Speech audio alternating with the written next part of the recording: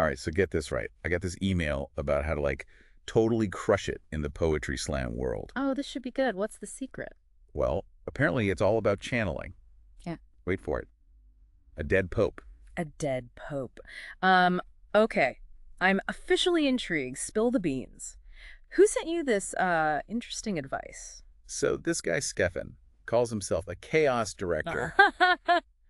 I mean, you got to admit, that's a pretty awesome title. Yeah, that's, definitely a choice. What's that dead pope connection, though? I gotta know. So Stefan wrote this book, Poetry Master, and it's all about, like, turning your poetry slams into these unforgettable spectacles. Unforgettable, huh? That could go a lot of different ways. And that's where the dead pope comes in.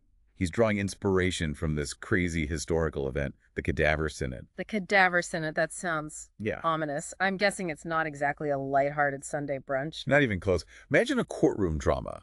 Yeah. But, like, the defendant is, well, already dead. Okay, now you have to tell me more. What on earth is the Cadaver Synod? So picture this, 9th century Rome. Pope Formosus, he, kicks the bucket. Happens to the best of us, eventually. Right. But usually, that's when the whole mourning and saint-making process starts. But not this time. I have a feeling things are about to take a turn. Oh, big time. Pope Formosus' successor, this guy named Pope Stephen VI, he had some, shall we say, unconventional plans. Let me guess. A posthumous promotion. Nope. More like a posthumous trial. And not just any trial. We're talking full-blown spectacle. Well, trial for a dead guy, that's next level petty. What was the beef? Basically, Stephen VI wanted to discredit Formosus. Like, totally erase his legacy and solidify his own power. Classic power move. So how did this trial of the dead go down? They dug up Formosus, dressed him in all the fancy papal robes, and propped him up on a throne in this massive basilica. Hold on. They put a decaying corpse on a throne. In a church. Talk about a captive audience. Oh, it gets even weirder. They even assigned a deacon to speak for the deceased pope. A spokesperson for the dead. I mean, talk about a tough gig. Did Formosus at least get a decent lawyer? Well, considering his condition, not really. Steve VI decided to be both the prosecutor and the judge. Talk about a conflict of interest. Right. Needless to say, Formosus didn't exactly have a fighting chance. So what was the verdict? Did they find him guilty of, like, not properly decomposing? Guilty on all counts. Yeah. They stripped him of his papal bling, and then, get this, they chopped off the 3 fingers he used to give blessings. Ouch.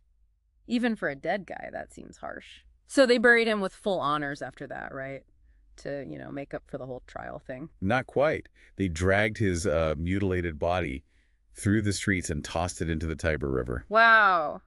That's some serious posthumous shade. Yeah, the Cadaver Synod was basically one giant power play, a theatrical spectacle to humiliate and erase Formosus. It's wild, absurd, and strangely, I can kind of see where this Stefan guy might be going with it. Right.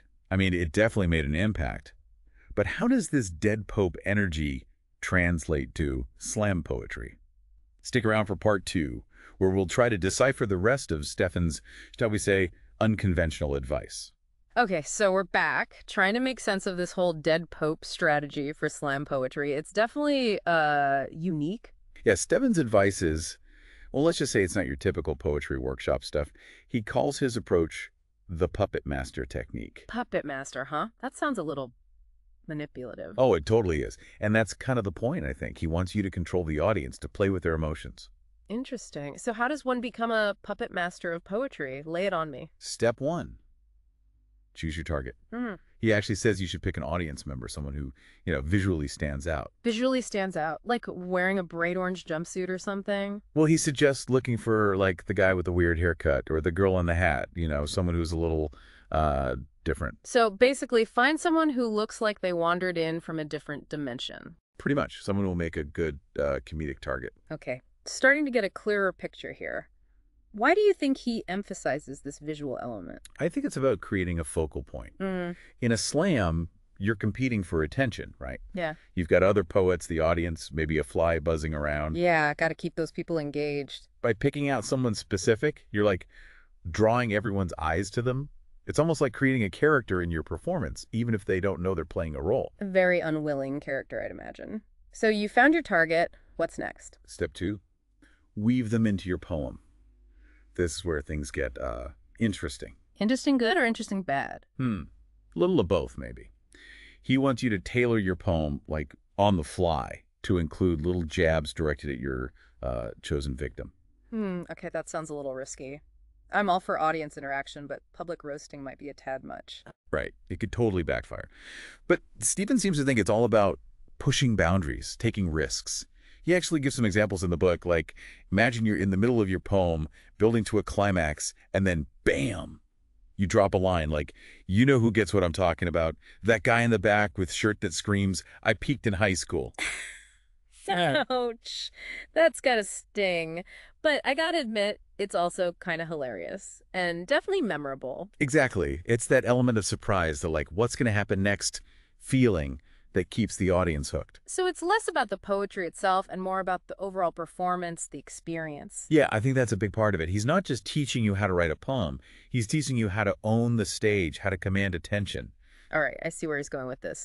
So you've chosen your target, you've roasted them mercilessly.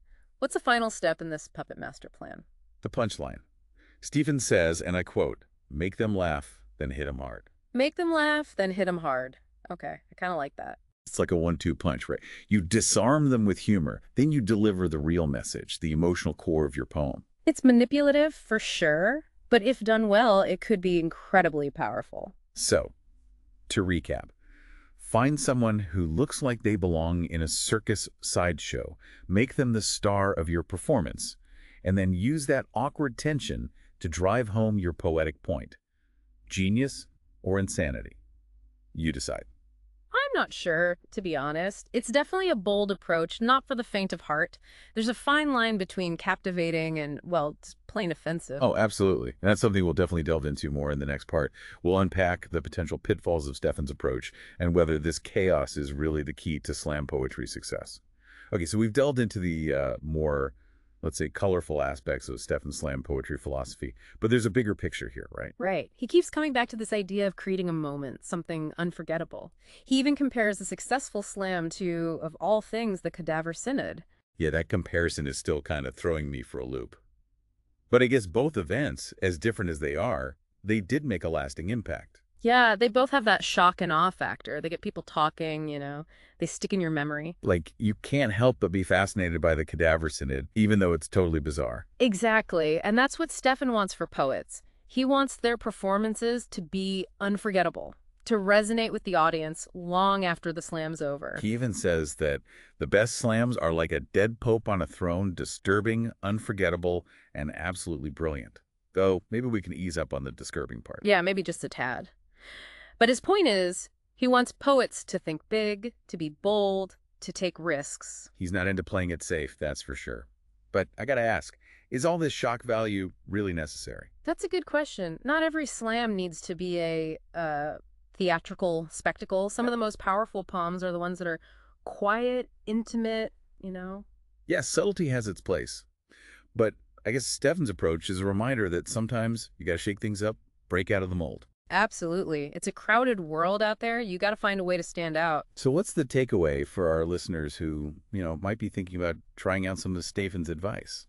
I think it's about finding that balance, right, between being true to your voice and, pushing yourself to try new things. Maybe it's about embracing a little chaos, getting out of your comfort zone. Maybe it's about finding that one element, that one thing that makes your performance pop, makes it stick in people's minds. Right, whether it's a powerful image, a surprising twist, or maybe a well-placed joke about someone's questionable fashion choices. Okay, maybe not everyone's ready to go full puppet master, but the point is, you got to find what works for you. Exactly. Experiment, take risks, be bold.